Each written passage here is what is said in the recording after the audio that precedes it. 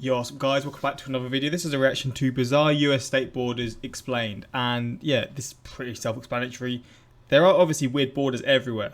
And when sort of borders go into another place, it's like a small little area will go into another border, or another state, or another country. It's always weird to me. So yeah, we're going to learn, I guess, what's the state? I mean, Oklahoma is a weird one. You've got like a little, it's like, not a pan, saucepan. It's like a pan, I don't know what sort of pan you call it. But it's got like a handle, and then it's just got like the pan bit, or like this, whatever you want to call it. Why is state like that a thing? Maybe it's across, or state borders. I guess the state borders like that because of a river or whatever it could be. But there's a few others as well. I think is it Maryland? I don't know, but yeah, we're going to see this video, and I assume it will explain it. I mean, it will. It says it in the title. But hopefully you're going to enjoy. Links are in the description to my Patreon if you want to see more videos of mine. And we're just going to jump into this and see the explanation behind these. The U.S. has a lot of weird borders, like these panhandles in West Virginia, the entire state of Maryland, and this panhandle in Florida. Yeah, it's the entire flipping state of Maryland. Like, it's such a... Wait, I want to see the whole thing. Our state of Maryland. It's so... Yeah, it's so strange. I guess this is like a river or like the ocean or whatever, but still, it's such an awkward shape. Like, here...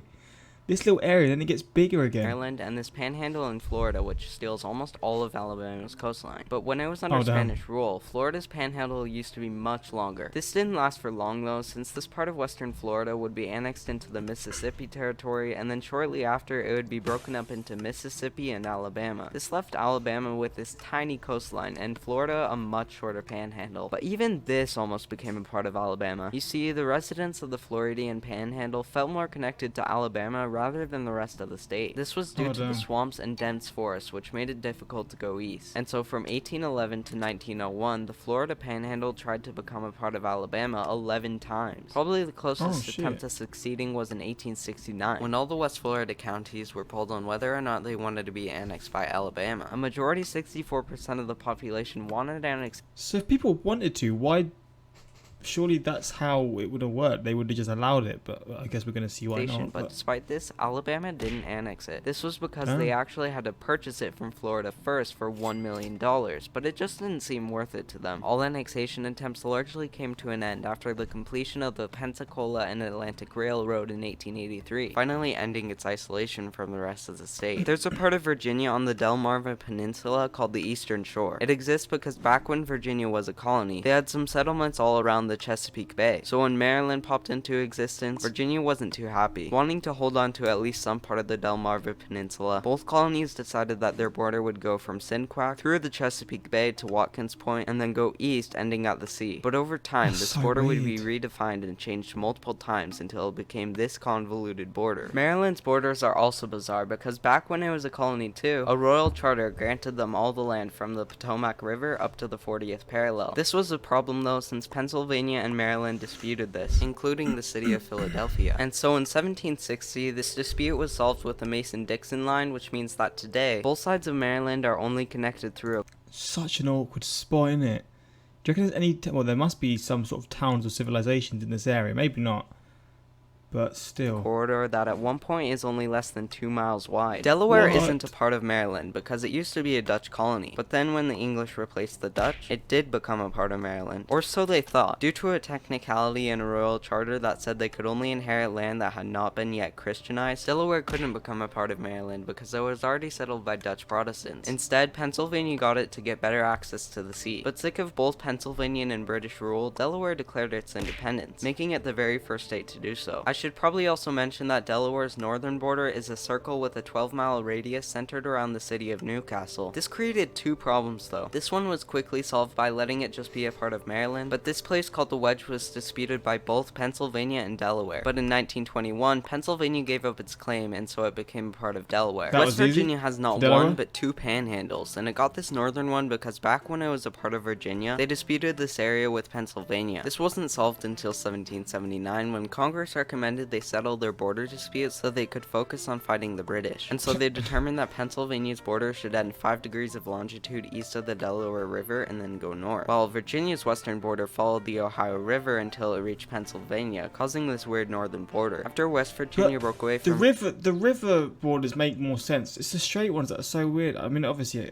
I guess it does still make sense, but I just find the straight ones so much stranger because, like, it's just like parts of it are decided by things and parts of it are just there, but you're not gonna know. You're not gonna know if you're going through this border, are you? I guess you'll know more if you're going through this border because it's like the land, and you can. I guess it's probably signs and stuff that show that this river is the border or whatever. I don't know. It's just the actual Earth-made ones or whatever you want to say are just make a lot more sense to me. But Virginia, their name was actually Kanawha, and they had this territory. Soon after, its name would be changed to West Virginia and extended to this, and a few months later, these two Virginian counties voted in favor of joining the new state. This newly created panhandle mostly follows the natural landscape like the Appalachian Mountains and the Potomac River. That is, until we reach the county. That's what I wanted to say, the natural landscape.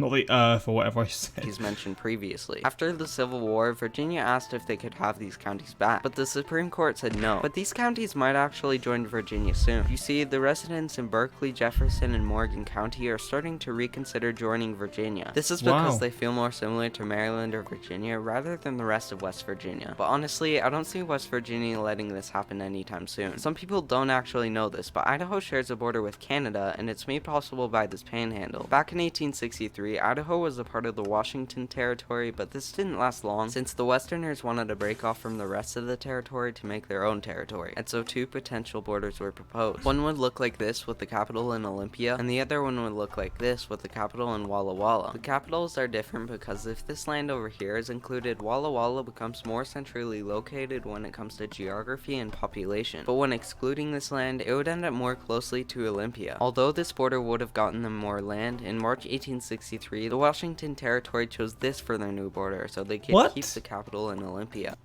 Bruh, but you would have flipping way more land. I mean, the more land, the better, no? With Washington now broken off from the rest of the territory, all of this land became a part of the newly created Idaho Territory, which encompassed all of modern-day Idaho, Montana, and Wyoming. This one...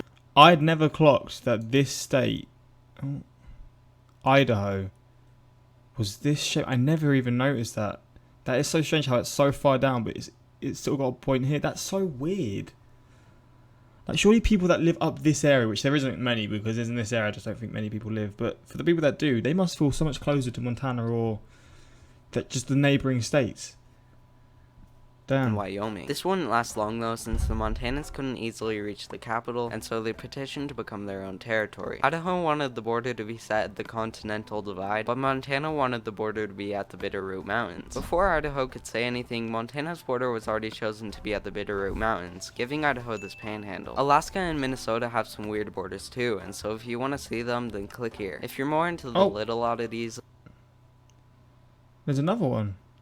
Oh, we're gonna watch that one. The U.S. has a lot of weird borders, like this panhandle in Connecticut, this notch in Massachusetts, and this part of Missouri called the Missouri Bootheel. It's a part of Missouri because back in 1819, Missouri was in the process of breaking off into Missouri and Arkansas territory. Eventually, it was agreed that Missouri's southern border would be the 36th parallel, which would exclude the modern-day Bootheel. This was protested by a guy named John Walker because if this area became a part of Arkansas, he would lose most of his land to the Arkansas government. Walker also argued that this area had more in common with these Missourian towns rather than the rest of Arkansas, and so on March 2nd, 1819, this border was established and the Bootheel became a part of Missouri. Next door is Kentucky, which has two weird borders. This exclave called the Kentucky Bend, and the sudden drop... Wait, there's an exclave in states? I was going to answer that at the start of the video, I was going to say, is there exclave with states and stuff? Well, obviously there is.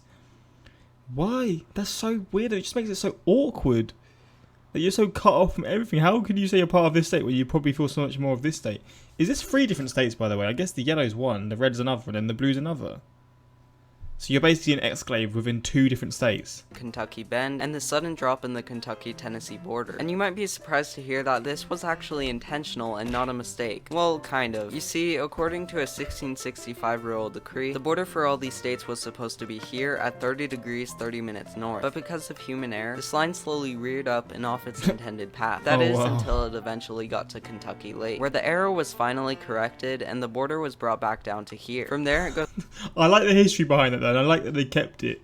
A little mistake led to this. That's kind of cool though. That's actually a bit of history behind it. I think that's my favourite story behind the borders so far. East until it reaches the Mississippi River, which means that the border should end here, but it doesn't. This is because in the past, the Mississippi looked something like this, meaning that the border would have ended here. But due to an 1812 earthquake, the course of the river changed, creating the Kentucky Bend. For a short time, it was claimed by Tennessee, but it was eventually left to Kentucky. Something similar to this also happened in Iowa. This place called Carter Lake is a part of Iowa, despite being west of the Missouri River. Because of an 1877 flood, the course of the river was redirected, creating this weird border, which Nebraska now contested. After an 1892 Supreme Court case, though, it was determined that Carter Lake was still a part of Iowa. There's a part of Massachusetts that dips down into Connecticut called the Southwick Jog. It was created because back when they were colonies, the line between them was not very well defined and was disputed over. In order to fix this, in the 1970s, the 2 states sent out some boundary commissioners to finally create a clearly defined border between them. This ended up with Connecticut winning over a few towns, and so the commissioners recommended they give this piece of land to Massachusetts as a compromise, and so they did exactly that in 1804. That isn't the only weird border Connecticut has. In the bottom left of the state, there's this panhandle that cuts into New York. It dates back to 1650, when the Dutch and English were discussing their borders. They described Connecticut's western border as not coming within 10 miles of the Hudson River. But in short, a future charter and patent confused all of this, and now they disputed a lot of land. Tensions were high, and this border dispute got so serious to the point that the governor of New York issued arrest warrants for residents of border towns who pledged allegiance to Connecticut. Since these border towns usually identified more with Connecticut, when New York and Connecticut finally settled their border dispute in 1683, Connecticut got this border with this panhandle so they could get all these towns. But as a compromise for Connecticut getting this panhandle, New York got this equally sized amount of land to the panhandle. It's probably no surprise to hear that in the past, many of the states and colonies used to have overlapping claims. But did you know that at one point, 5 states disputed this area? In order to settle these disputes, the federal government pressured all these states to surrender their claims, and so they let go of these claims and it was now owned by the federal government. Soon after, the federal government sold it to Pennsylvania to give them a coastline. Maryland's borders are strange too, and if you want to find such a small coastline though.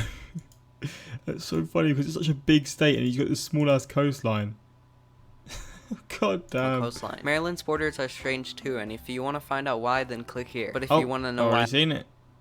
Alaska has a panhandle, then click here. Thanks for Oh god damn it, there's another. Okay, we're gonna have to say that for another video. I can't react to like more and more. But yeah, hopefully you enjoyed this reaction.